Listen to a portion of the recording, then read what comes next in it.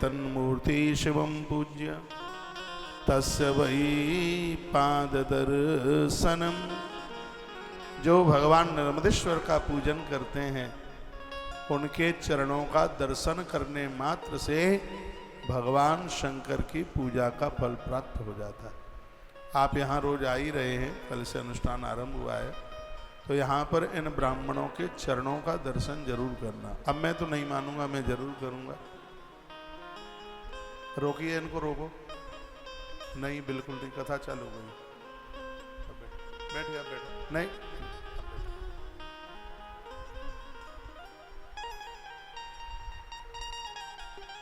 आज मैंने पहली बार ये बात निवेदित की है, ग्रंथ को जितनी बार पढ़ोगे उतनी बार, आचार्य जी शिव महापुराण में लिखा है जो नर्मदेश्वर भगवान का पूजन करते हैं उन लोगों के चरण दर्शन करने से महादेव की पूजा का फल प्राप्त हो जाता है। यह अद्भुत बात है। आप जब आए परिसर में तो इन ब्राह्मणों के चरणों का दर्शन करें, प्रणाम करें, क्योंकि यह भगवान नर्मदेश्वर पर महारुद्राभिषेक कर रहे हैं।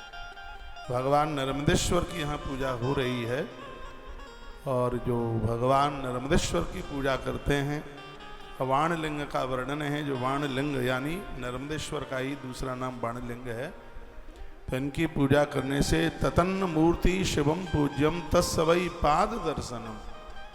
तो शिव मूर्ति का वंदन प्रणाम पूजन करने वाले के पाद दर्शनम, चरण दर्शन करने से शिव पूजा का फल प्राप्त हो जाता है। इतनी बड़ी महिमा है।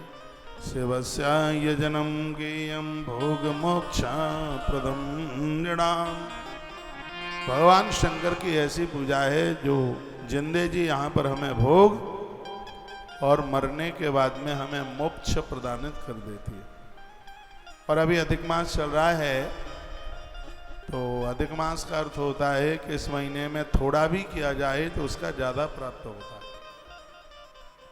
इस महीने में एक बार भोजन किया जाता है, उपवास भी रख सकते हैं, हजारों गुना फल प्राप्त होता है। अभी मैं पिछली किसी कथा में वर्णन कर रहा था कि कार्तिक में दीपदान की भारी महिमा है, लेकिन अंतर इतना है कि कार्तिक में 1000 दिए जलाए जाएं और अधिक मास में 1 दिया जलाया जावे, उसकी फलश्रुति 1 बार। इस महीने में तो जो भी कुछ आप कर रहे हैं वो सब 1000 गुना।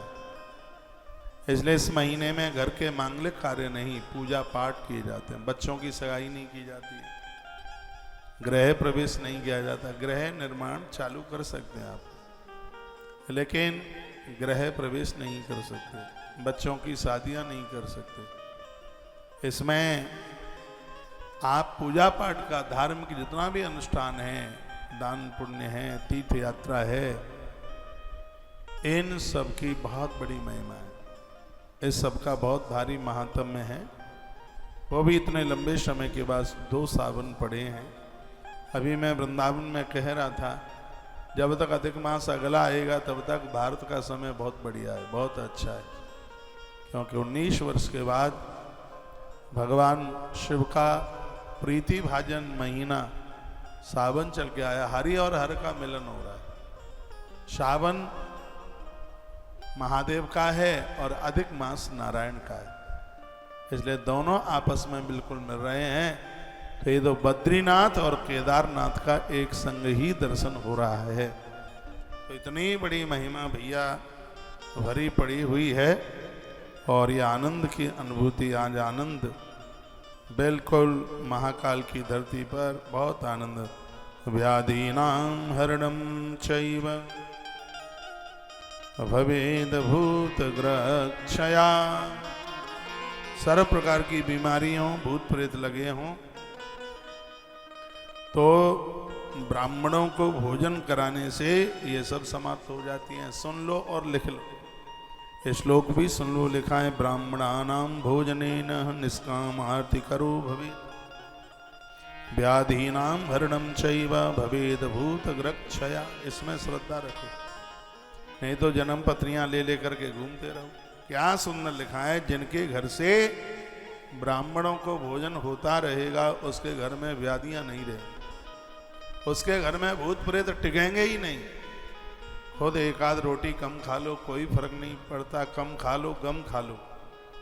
आपके घर से विप्रों के लिए, ब्राह्मणों के लिए भोजन निकलता रहे, बीमारी नहीं बढ़ेगी, घर में भूत प्रेत नहीं रहेंगे।